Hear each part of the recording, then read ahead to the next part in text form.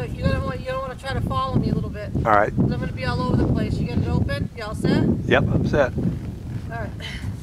One of the first things we're going to work on with you today, Paul, is we're going to work on having you remember your turns. Remember when you take your turns, keep your elbows by your sides, and you'll see where my legs are at. Okay, they're not squeezing the horse, they're not forward. You're looking forward and working on a straight line from your shoulder to your hip to the back of your heel, or just behind this girth line. Okay, when you're taking your turns, first thing you want to remember is to walk your horse forward. When you want to go to the right, okay, you're going to twist your body to the right. I'm going to open my right leg, and I'm going to close my left leg on my horse and ask my horse to move away from my left leg. Now, as you're doing this exercise, you've got to remember where your hands are. You're seeing I'm opening my right rein and I'm drawing my left rein back and on her neck. Because if you don't slow this shoulder down, what's going to happen is you're going to get this. Okay, your horse is going to do a circle, and what you're doing is you're plow driving your horse. Your horse always comes off of your outside rein and your outside leg. So a great example of an exercise to work on is setting yourself up with a series of cones like we have over here. Now, the way I practice this exercise, open left, draw right rein back and right leg. Soften, open right, draw left, rein back, and left leg. Now, if it feels like the cones are too short for you, make them wider. Skip a cone. You don't have to be in and out and always get it right the first time. And if the cones is too much for you, practice without the cones. Teaching your horse and asking your horse to come on and off of your legs. And when you want to turn, again, right turn is left leg. Soften when you have that direction you want. Open left, right rein on, right leg. You see left leg is open. Find the direction you want, find that line, and go on. Now, again, it's a lot of the same things with your side passing. So, a good way to do this is without the pole, or with the pole. The pole gives you more of a goal that you have to work with. So, the first thing I'll ask my horse to do is just approach to the pole and give it a minute. Then I'll ask my horse to step over the pole and halt. Take one step at a time. The first thing I want to do when I ask my horse to go over the pole is I want to make sure that it's reasonably in between him. This is okay where it is. If the horse's legs were too close from the hind to the front, he's probably more apt to trip over the pole. So the next thing I want to focus is, now I know I want to go to the right, but I know we always move our horse away from body pressure. So what I'm going to do is I'm going to take my mind and I'm going to think about the left side because I want to go to the right. So I'm going to focus on saying to myself, okay, I'm going to bring my leg back because I need to make sure I'm moving the horse's haunches along with the front end of the horse. And they want to move evenly. So I'll make sure I look down and see where my leg is and say, okay, my leg is in a straight line where it belongs from my shoulder to my hip to my heel. I will then open my right rein because I want the horse to move into it.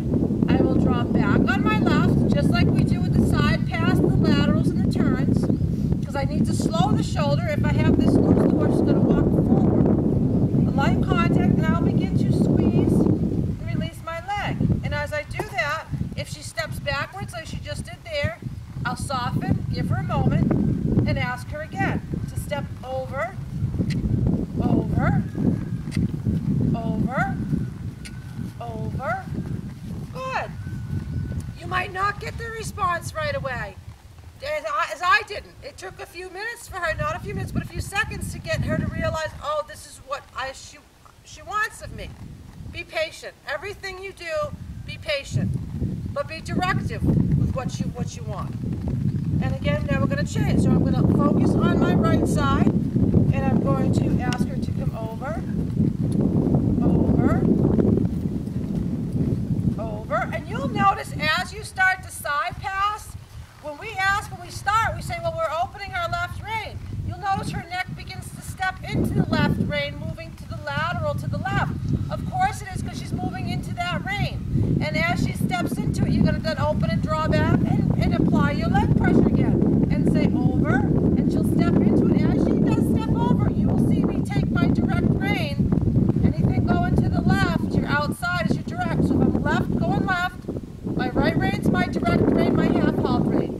If I'm going to the right, my left rein is my half-halt rein or my direct rein.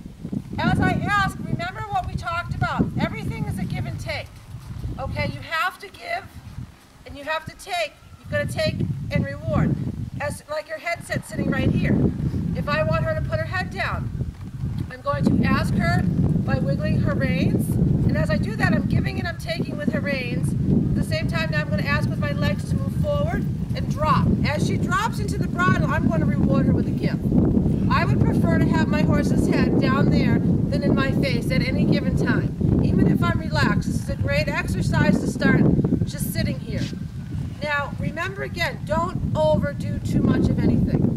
Pick the goals you want each day and go with that.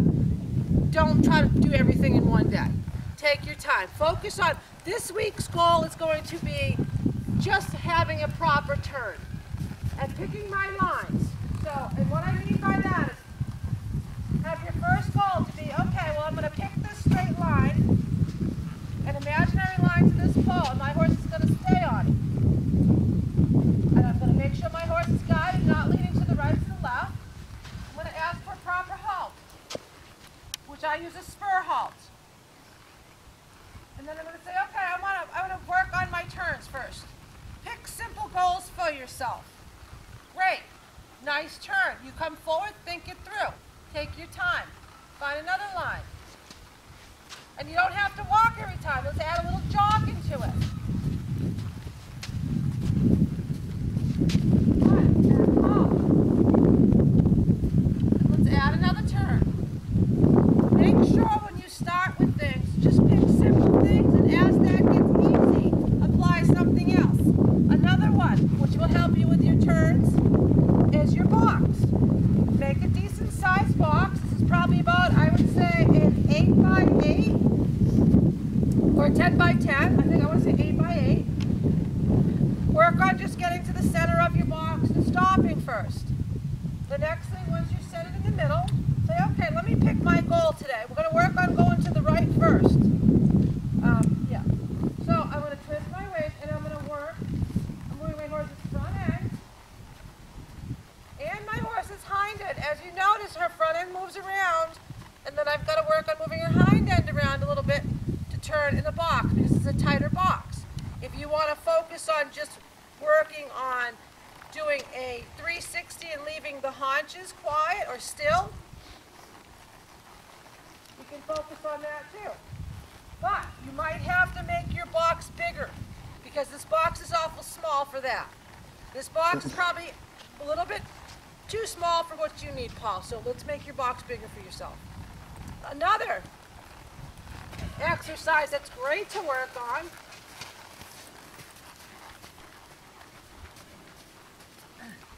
is your jog, making sure your horse is round and flexing.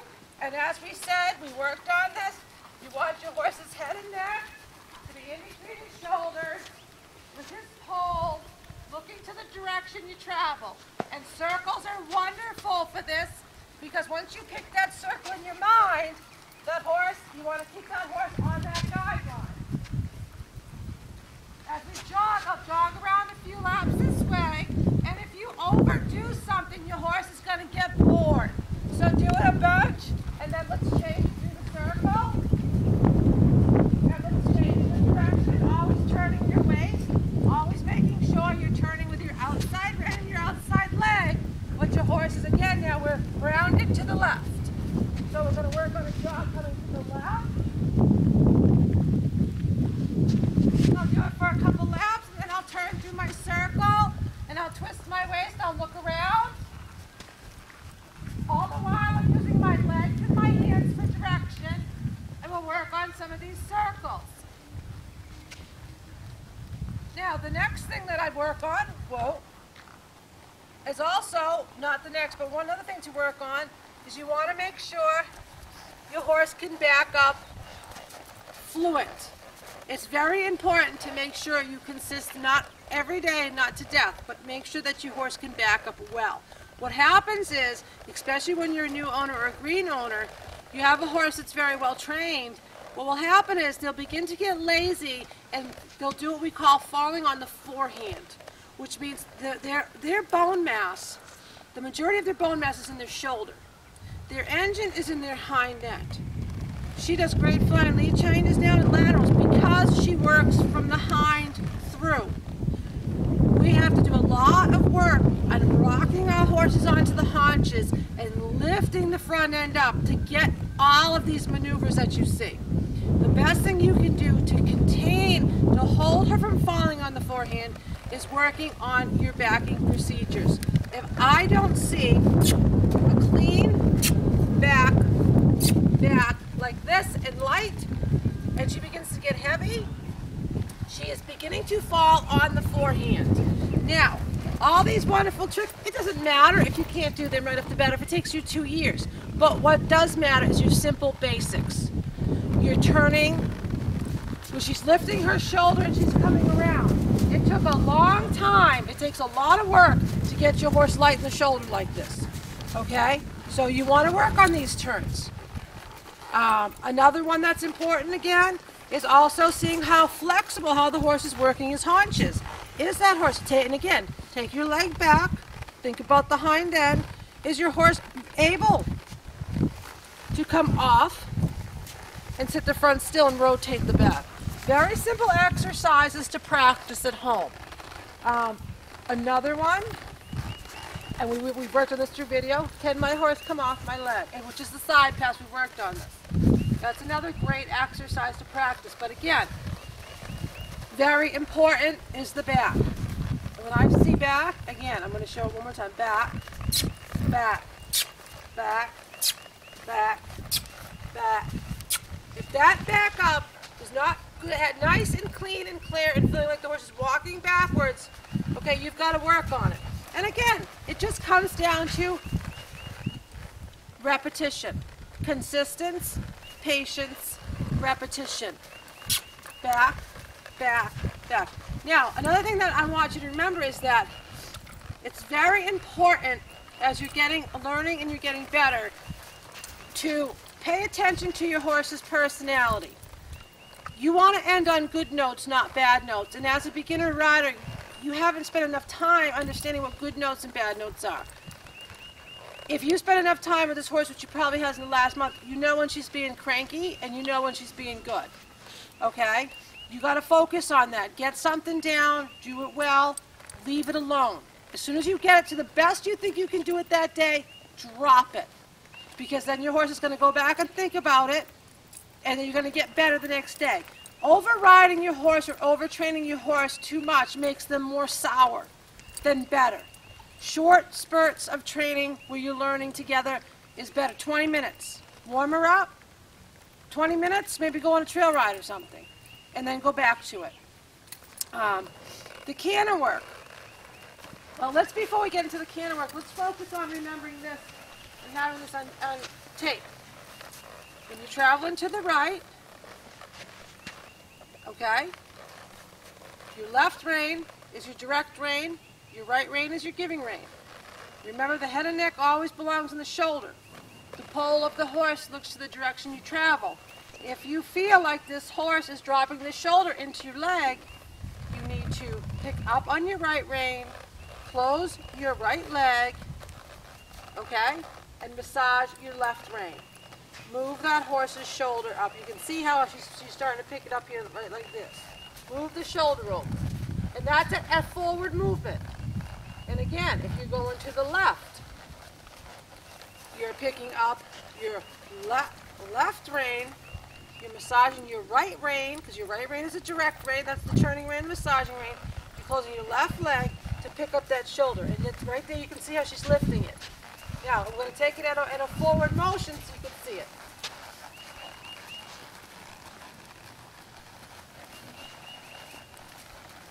Okay, she's leaning with the right shoulder now. Pick up my right rein, close my right leg, boom. Picked up that right shoulder. Now we're doing a little bit of a yielding maneuver. That's okay. I'd rather see her have her shoulder up and come off of my leg and yield. That means she's very responsive and light. To the left, picking up left rein, massaging my right rein, squeeze and release my left. If I don't want so much of her lateral, I'll lighten up on my leg a little bit and just have her come forward, but I want her to work on staying round. Very, very, very important. When she begins to start dropping her shoulders on a regular basis to right or to left, that means you're not doing enough work to one direction or too much to the other. Very important to ride both ways evenly. 10 minutes to the left, 10 minutes to the right, mix it up. Or get gay when you get more confident. You guys are doing better, go to 30 minutes. Remember one thing, a horse takes 20 minutes to warm up, 15 to 20 minutes. Their brain is gonna run in training for about 30 minutes, and after that, they jump. So don't expect any more in the arena than that. Trail rides go on forever, they don't have to think so much. Arena work is definitely a different story. So let's get into some trotting now. As far as the trotting, we can do it either way. You can ride with one hand if you'd like. What I do with her head is I work with her more of in a Western pleasure, as where I will actually wiggle my reins to ask her to go into the bridle and stay around for me, because the last thing I want is a hollow horse. Or I can take her in two hands, and if I want a little bit more march with her, I will start to work my legs in my seat. I will grab my English reins, I will work on my massaging, and I will ask for a little bit more of a prance out of her. Come on, good girl. So the more contact I take, the more lift in the shoulder I'm going to get, the more I'll drive my seat, and the more massage maneuver I'm going to get.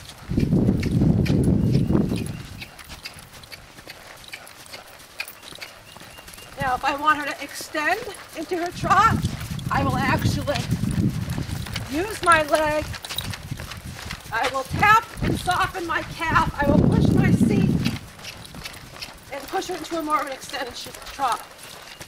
As soon as I stiffen and settle my body, she'll go right back into a jog. So this horse is pretty much designed, you need to create energy to get the energy. The more subtle, quiet your body is, relaxed, the more relaxed your horse is going to be, or she's going to be. Whoa. I tried to do my best to make her bomb-proof and safe for anybody and all riders. The more energy created, the more you're going to get out of her. I don't know what we have for time. Do we have enough time to try flying lead changes, or? Let me see what it says.